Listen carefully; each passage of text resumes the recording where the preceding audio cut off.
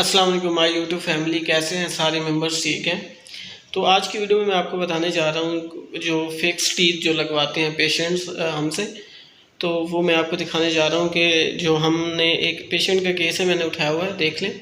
Lower का full bridge है, यानी 7 to 7 है लोअर का, राइट और लेफ़्ट का। इसी तरह अपर का देख लें तो अपर का इनका जो है ना, इनका 4 to 7 है। तो इनके टोटल 24 यूनिट्स हैं जो हमने आज लगाने हैं पेशेंट्स के। तो काफ़ी लोग कहते हैं कि जो आप दांत लगाते हैं फिक्स, वो किस तरह के होते हैं, कौन सा मटेरियल होता है। ये पुर्सलिन क्राउन होते हैं, क्राउन ब्रिज का पुर्सलिन टीथ जिसे हम कहते हैं मेटल। तो ये हमारा डेंटल सेटअप है यूनिट।